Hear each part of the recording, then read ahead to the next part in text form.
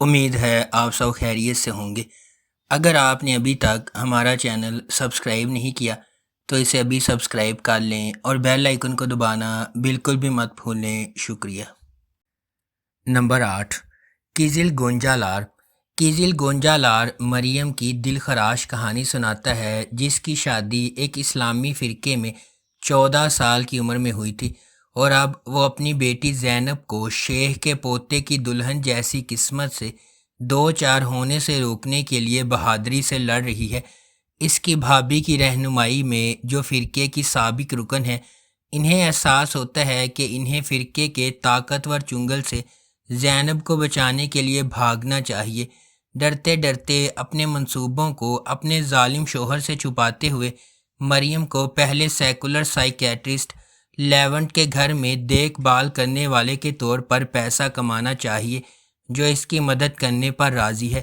ان کے متصادم مذہبی اور ترقی پسند عقائد کے باوجود مریم اور لیونٹ جذباتی طور پر ایک ساتھ کھینچے جاتے ہیں، لیکن ان کی زندگی میں انتشار اور گہرا ہوتا جاتا ہے جب ان کی بیٹی کی شناخت سامنے آتی ہے۔ نمبر 7، حدوث سیفدہ۔ حدوث سیفدہ خلیل ابراہیم کارسو کی کہانی ہے، جو اپنی پیدائش کے وقت بحیرہ اسود کے گاؤں میں واپس آتا ہے۔ خلیل کو اس وقت فرار ہونے پر مجبور کیا گیا جب وہ صرف 5 سال کا تھا، جب اس کے والد کو مقامی کرائم باس رضوان لیٹو نے قتل کر دیا تھا۔ 20 سال بعد خلیل اپنی بچپن کی محبت یاسمین سے شادی کرنے گھر واپس آیا ہے، لیکن جب رضوان کا بیٹا یاسمین کو قتل کرتا ہے تو اس کا مشن بالکل نئی سمت اختیار کرتا ہے۔ خلیل ایک آدمی کی فوج بن جاتا ہے جس کا واحد مقصد رضوان لیٹو کو تباہ کرنا ہوتا ہے۔ نمبر 6، سفیر۔ سیریز کا مرکز گلسوئے خاندان پر ہے، جو کیپاڈوشیا کے سب سے نمایاں خاندانوں میں سے ایک ہے، جن کی انتہائی قابل احترام زندگی ایک غیر متوقع سانحے کے بعد تباہ ہو جاتی ہے۔ امریکہ سے اپنے بڑے بیٹے آتش کی واپسی پر گلسوئے کافی عرصے کے بعد دوبارہ ایک جگہ پر اکٹھے ہوئے ہیں۔ آتش، جس نے کم عمری میں ایک ٹریفک حادثے میں اپنے والد کو کھو دیا، نے اپنے دادا عمر کی زبردست اتھارٹی کے سامنے سر تسلیم خم کرنے سے انکار کرتے ہوئے گھر چھوڑ دیا۔ اپنی والدہ گلفیم کی درخواست پر وہ اپنے دادا کے قائم کردہ خاندانی کاروبار کو سنبھالنے اور بڑھانے میں اپنے بھائیوں یمان اور اوکان کے ساتھ شامل ہونے کے لیے کئی سالوں کے بعد گھر واپس آیا ہے۔ نمبر 5، یالی چپکنی۔ خالص آگا زیورات کی ایک بڑی سلطنت کا مالک اور کورہان خاندان کا سربراہ ہے۔ اگرچہ اس کا بیٹا اورہان اور سب سے بڑا پوتا فواد زیادہ تر کاروبار چلاتے ہیں، پھر بھی وہ کمپنی میں سب سے اہم فیصلے کرتے ہیں۔ اس کا چھوٹا پوتا فرید، جو اس کے بھائی فواد سے بالکل مختلف ہے، ایک بہت ہی غیر ذمہ دار نوجوان بیچلر ہے جو ابھی بیرون ملک سے واپس آیا ہے، جہاں وہ تعلیم حاصل کرنے گیا تھا۔ خالص فرید کی لاپرواہی کو مزید برداشت نہیں کر سکتا، اور وہ اپنی بیوہ بہو افاقت پر پابندی لگاتا ہے کہ وہ اسے شادی کے لیے ایک اچھی لڑکی تلاش کر کے دے۔ یہ خبر کہ خالص آگا اپنے پوتے کے لیے دلہن کی تلاش میں ہے، نیلے رنگ سے گازین ٹپ میں کاظم کی حویلی تک پہنچتی ہے۔ کاظم کے امیر ہونے کی واحد امید اس کی خوبصورت بیٹیاں سنا اور سیران ہیں۔ نمبر 4، کینڈی دوسان آلاماس۔ جس دن علیزے کی پیدائش ہوئی، اس کی ماں کا انتقال ہو گیا۔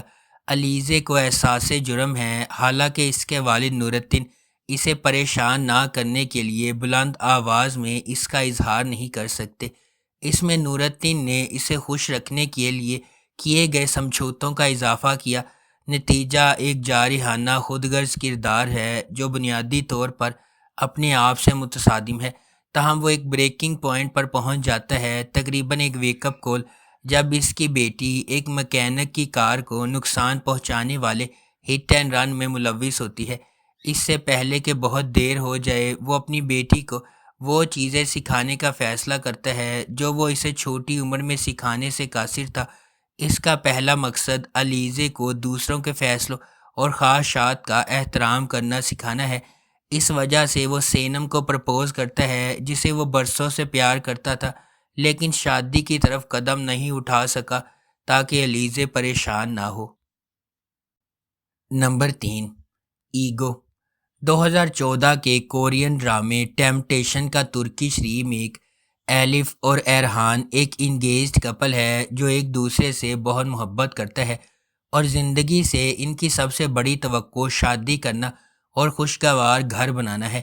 ارحان کے المناک فریب سے ان کی زندگی کے معمولات درہم برہم ہو جاتے ہیں اور ارحان کو ایک قرض کا سامنا کرنا پڑتا ہے جس کی ادائیگی بہت مشکل ہے۔ ارحان کے کاروباری دوروں میں سے ایک پر ملنے والی اس خبر سے ان کی زندگی اور نفسیات الٹ جائیں گی۔ اگرچہ قرض جس کی ادائیگی تقریباً ناممکن ہے نے ان کی زندگیوں کو ایک ڈراؤنے خواب میں بدل دیا ہے، لیکن ارحان کے بوس سیبل کی پیشکش ان کی زندگیوں کو ہمیشہ کے لیے بدل دے گی۔ نمبر 2، گیلسن حیات بلدگی گیبی۔ زیادہ تر وقت زندگی آتی ہے جیسا کہ آپ جانتے ہیں۔ یہ انقرہ کے ناقابل تسخیر بدماش سادی پایاسل کے لیے بھی ہے۔ سادی پایاسل کا ماضی کارا بایر ہائی اسکول میں اس کی پیروی کرے گا، جہاں وہ اپنے گندے ماضی کو پیچھے چھوڑ کر جغرافیہ کے استاد کے طور پر مقرر ہوا تھا۔ ریفارمیٹری سے کارا بایر ہائی اسکول میں آنے والے بچوں میں سے ایک سادی کے لیے بہت خاص معنی رکھتا ہے، لیکن دونوں اس سے بے خبر ہیں۔ ایک اور چیز جس کے بارے میں سادی پایاسل کو معلوم نہیں ہے وہ ہے پبلک سیکیورٹی برانچ کی بے قابو پولیس اہلکار سونگل کی محبت اور دلچسپی جس کے ساتھ وہ انقرہ سے آیا تھا۔ نمبر 1، گزلی سکلی۔ ناس پولیس اکیڈمی میں تازہ گریجویٹ ہے، جہاں اس نے اپنی کلاس میں سب سے اوپر گریجویشن کی ہے۔ سنجیدہ، امبیشیس اور کنسینٹیس، اس نے اپنی زندگی کتاب کے ذریعے گزاری ہے اور یہی وہ پولیس آفیسر ہے جو وہ بننا چاہتی تھی۔ پامیر ایک تجربہ کار جاسوس ہے جو ہمیشہ اپنے آدمی کو حاصل کرنے میں شہرت رکھتا ہے۔ وہ ناس کے بالکل برعکس ہے، جارحانہ اور بے رحم۔ پامیر اپنے مقصد تک پہنچنے کے لیے اصولوں کو جھکانے سے نہیں ہچکچاتا، وہ بھی تھوڑا سا تنہا بھیڑیا ہے۔